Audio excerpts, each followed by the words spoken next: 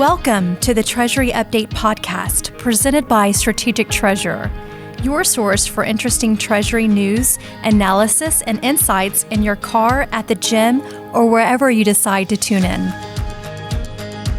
On this episode of the Treasury Update Podcast, host Craig Jeffery interviews Stephanie Villatoro, Global Officer of Treasury at International Justice Mission, on linking Treasury to organizational vision. She shares an overview of her career journey to the nonprofit world, the powerful mission of the International Justice Mission, and the opportunities and challenges Treasury is facing today. Listen in to learn how to better position yourself for success and fulfillment in Treasury. Stephanie, welcome to the Treasury Update Podcast. Thank you, Craig. It's great to be here today. Since our topic is linking Treasury to organizational vision, I think there's a couple things that would be good to start with. One would be your journey in Treasury, and then second, a familiarity of what IJM does. But maybe you could start with your career or journey in Treasury. I'm probably one of the few people that you'll meet that actually has never worked anywhere else but Treasury. Been working in Treasury since, for 20 some years, we'll say, but since 1997. Right out of college, I joined as a Treasury analyst with a Atlanta company that was in the healthcare business. And since then, I've worked either as a practitioner in Treasury or as a Treasury consultant throughout my career. So it's about split between consulting and practitioner.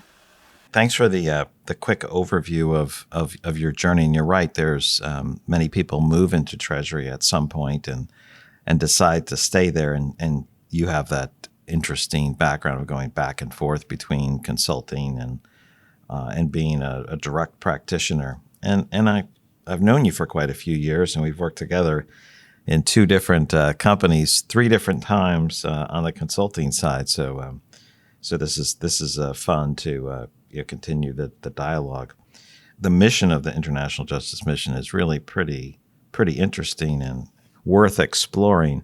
I really didn't hear much about it until you said you were taking a position with them when you're with the firm, and I've since become more acquainted with what they do. But I don't know how many people know about IJM, and maybe you could give us an overview. Maybe start with some of the statistics or what's going on with IJM, just as we talk about, as we move to the linking Treasury to organizational vision, we know what the vision is or the mission is of IJM. Certainly, Craig. I'll start with just a high level of why IJM exists and move into some of the vision that we have as well.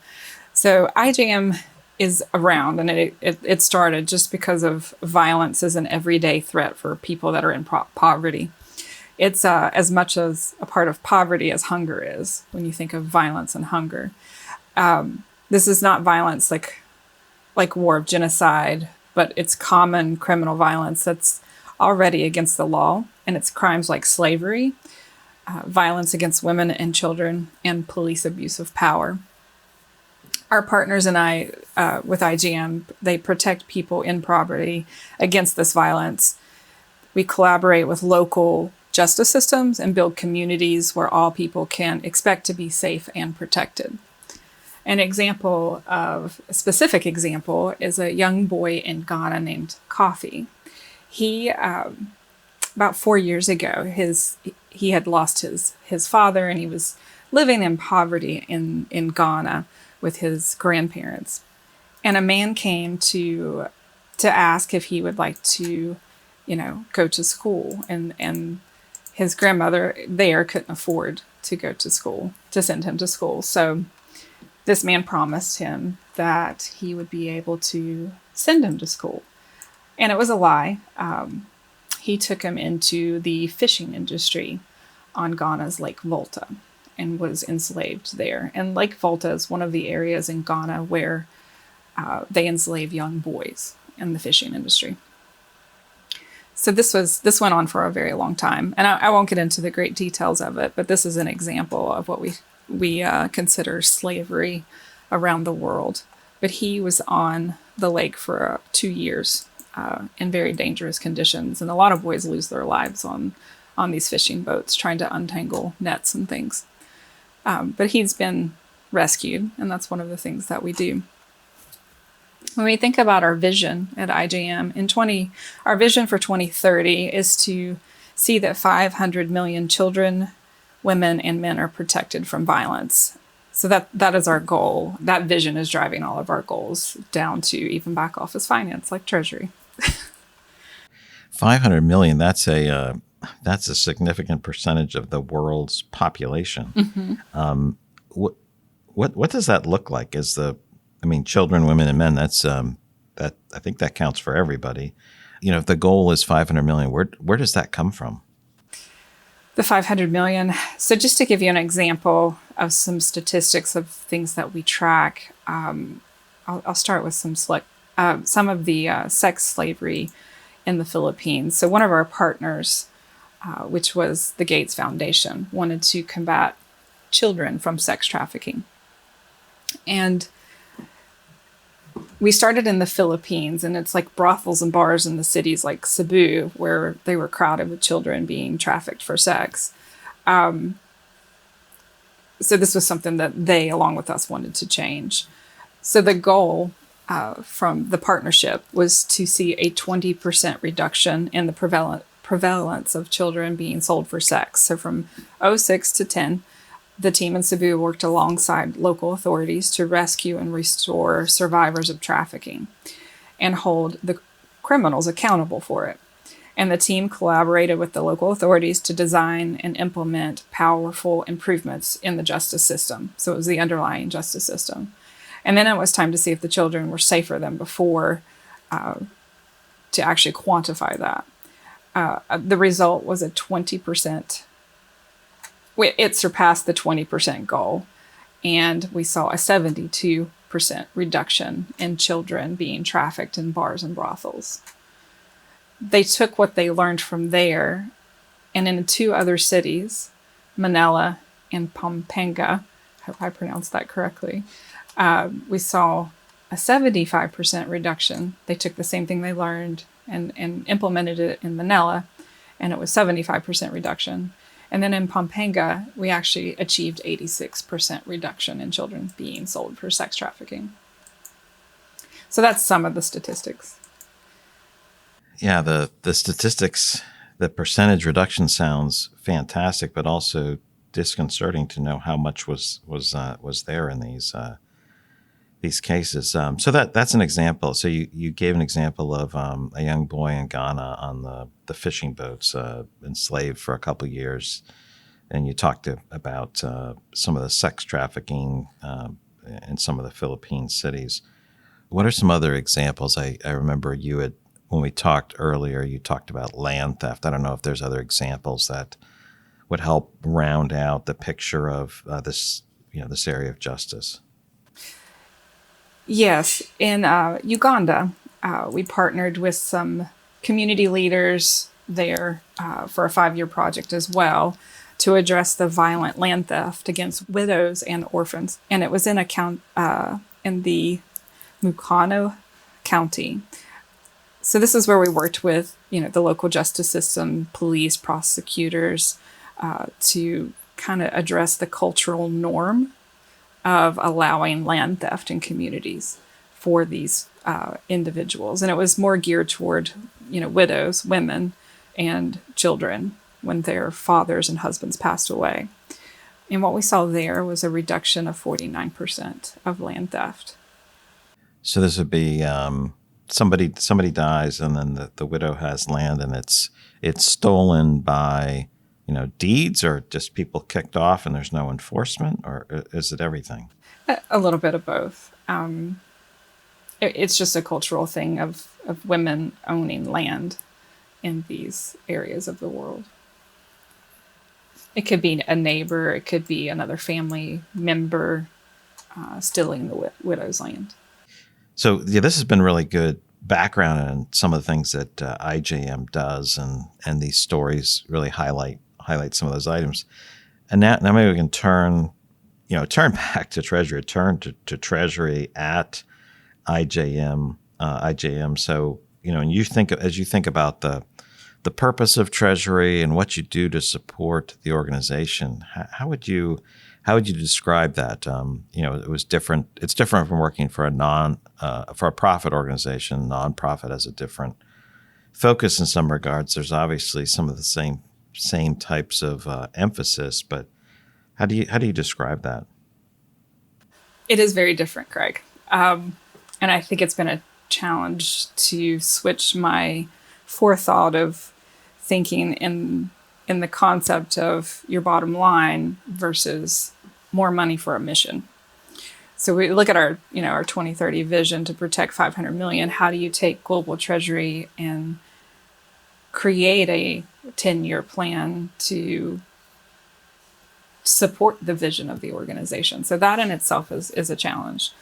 But in general, so Treasury is new to the organization in regards to actually having a separate department just for Treasury. It was something that was handled locally by each of the field offices and advancement offices. They did their own banking and reported it up to headquarters. So this is a different challenge in itself of making sure that we as an organization are looking at how do we, from a strategic standpoint, support the mission so that they don't have to think about the back office of Treasury. You lift that off of them. And you mentioned the field offices and the advancement offices. You want to just describe the two different roles that those have? Yes, the field offices, I apologize, that is IJM terminology. Field offices are where we do our work. So that's where we're doing the rescues and the judicial work, trying to change, the laws, the local laws. That's where we're doing our work. Whereas an advancement office is somewhere in the world where we're fundraising. Right, to support all this activity. So yeah, you're not focused on making money, but you are focused on being efficient, so that there's, instead of returning more profit or being able to invest in other profit-making ventures, it's having more money geared towards the mission. How does that look any different in what you do? Or is it more of a mindset change? It's a little bit of a mindset change and to some degree, but I think on the how you fundraise and the way you fundraise and how you accept different forms of donations is different. When you're working for a for-profit organization, you're not typically in the business to accept land as payment or property, where we will accept any form of property and assets for the mission. So your forms of payment or your forms of donation are very, very different.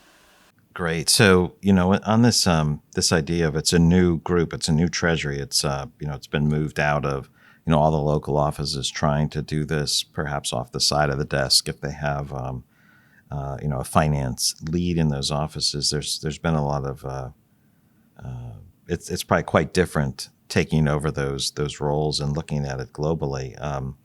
What are you learning about in terms of setting up a new Treasury department for this type of organization? What's been easy? What's been hard? Mm-hmm. So walking in, I think the challenge was the global rollout of a new ERP system, where we have all of the local finance departments still utilizing one system that is inherent just to that office, and we are trying to put them all onto the new ERP system. And that global rollout is underway right now.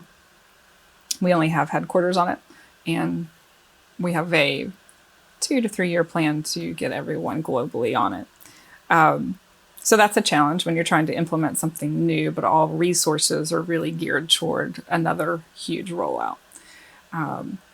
So tying the goals for Treasury, whether it's visibility, payments, or just a global banking strategy, into this other global rollout to make sure it's the most efficient.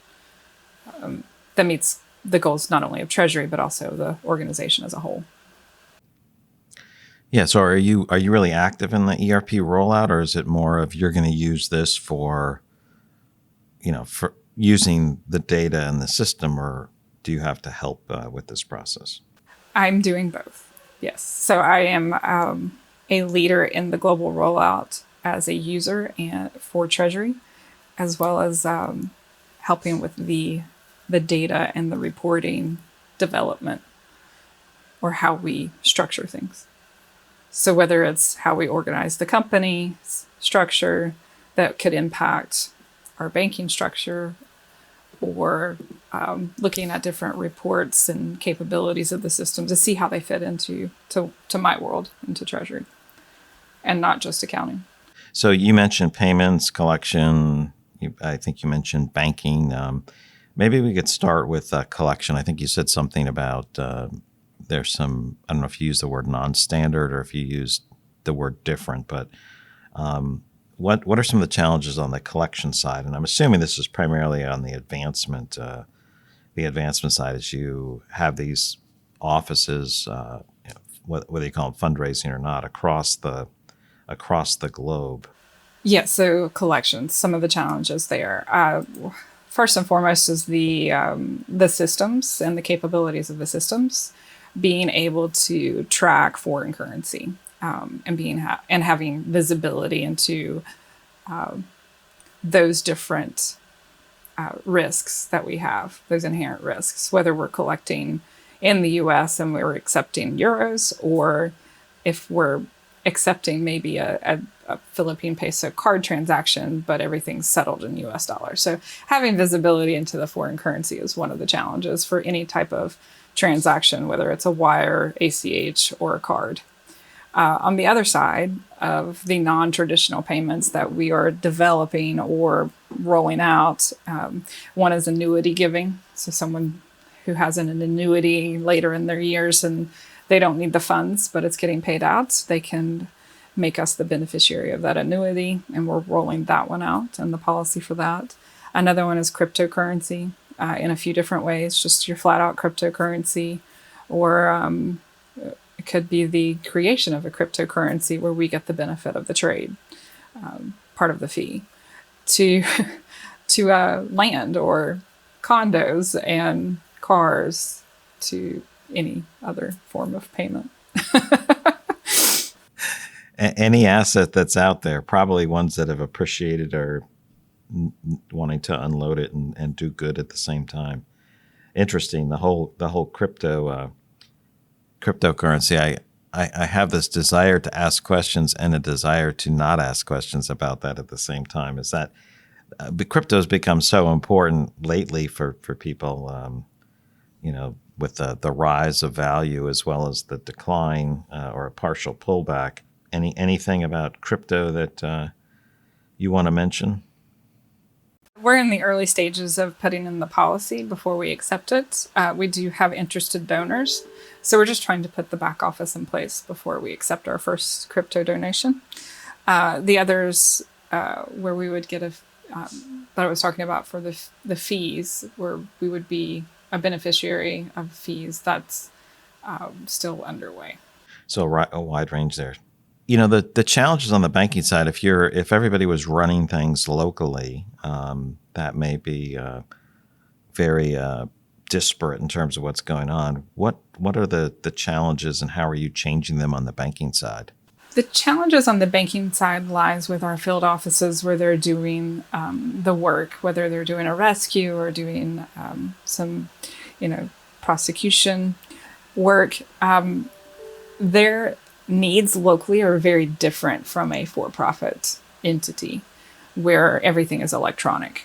So from a headquarters standpoint, we are 100% electronic. We do no checks.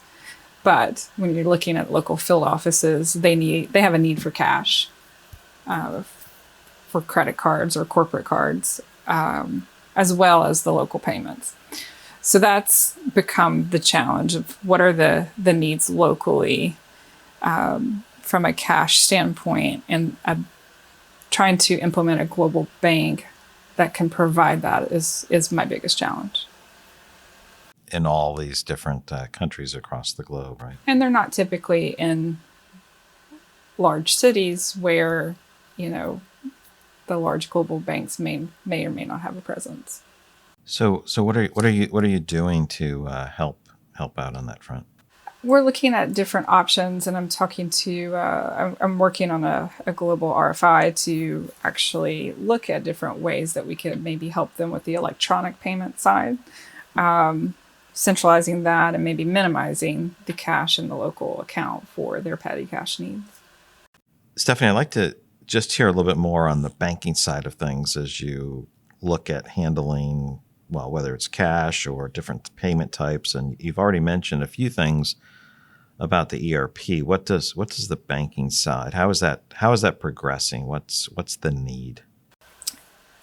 So on the banking side, some of the things that we have implemented in the last 6 months since I've been here is the ability to open accounts for our field offices, where that was done locally, utilizing third-party legal services in country to not only do the registration, but also open the bank accounts on our behalf. So the nice thing here is I've been able to establish relationships with global partners where this process is much more streamlined, where I can actually open the accounts on their behalf and have visibility into the bank accounts from a headquarters standpoint. Very nice. That sounds like what we've always done on the for-profit side, right? Owning cash means opening accounts and getting visibility to them. So same thing, a different type of organization. And then on the payment side, are you doing payments through different types of tools? Is that part of the ERP plan, or is that going to continue to be handled locally, or what are you doing there? That is still under development for the 5-year plan of the ERP system as well as for Treasury. So my first process is just to have visibility into our cash around the world, because that leads into my next phase of Treasury, which is risk management, being able to see what currencies we have, what our balances are, and looking at what our fundings are, so we can just do simple potential hedging or maybe some natural hedges. Looking at for our advancement offices as well, different forms of incoming payments, maybe having something that's more plug and play so they don't have to redevelop everything every time we open a new entity around the world that's an advancement office or a fundraising office. So looking at different ways to be more strategic, being that service center to our offices around the world. Is there anything else in Treasury that that's on your shorter term roadmap for maturing or developing, as an organization grows and Treasury's new? Anything else on that front? Still in the early stages of developing a 3 to 5 year plan, but we've talked about the ERP rollout and the global banking structure, services, policies, and procedures actually to support that. And then also, we talked a little bit just being that service provider to our internal customers. Later on down the roadmap, it's more technology just to enhance us to be prepared for the future. But no, I think we covered quite a bit. So Stephanie, as we come to the final thought section, I was hoping you could explain or think about what advice you would give to Stephanie, yourself, early in your career, or to someone else in their career. What do we need to think about early on in our careers? It could be a mindset or perspective. What would you tell an earlier version of yourself or someone like yourself in Treasury? Whether it's an earlier version of myself or someone that's actually looking to have a career in Treasury. Treasury is something that I think of as when you compare it to accounting, things have already happened. It's in the past and you're just accounting for it, or you're preparing for different things that you're putting in place. Whereas Treasury is more real time, and you have to be open to that change and that flexibility in real time, as well as preparing for any type of risk that could occur. So just being open to change, flexibility for any area of Treasury, whether it is, payments, as we've discussed quite a bit, but also technology. The driving the change in the organization, because Treasury is real time and needing access to, real time things that are going on, whether it's your bank accounts and your transactions versus your risk management of your currencies. These are all different things that are always flowing and always changing. So you need that ability to be ready, to be flexible, but also to be able to drive that change in an organization. So for the ability to drive that change, any pointers to people? How do you drive the change across those areas, whether it's payments, risk, tech? How should people be looking at the actual driving of that change? People in Treasury, you're a service center to the organization. So it's understanding the business. It's understanding how you can help the areas of the business internally, being mindful and knowledgeable of what is in the marketplace and the evolution of the changes. Being able to present that to your senior management as well. So having that knowledge, being able to present it of how it will help the organization, and then also the communication of that to everyone. So being able to communicate upwards as well as downwards in the organization. Yeah, what's out there that's available? How does that apply to the business requirements? Bring those together and then make sure people understand it. That's really, really helpful. Yeah, Stephanie, thanks so much for talking about your career, IJM, and just some of these thoughts on technology and what you're doing. I wish you great success in continuing to move IJM forward on the Treasury front. Thank you, Craig. It was a pleasure being on the Treasury Update podcast again. This time as an external party and not an internal party, but it's great to hang with you a little bit again. You've reached the end of another episode of the Treasury Update podcast. Be sure to follow Strategic Treasurer on LinkedIn. Just search for Strategic Treasurer.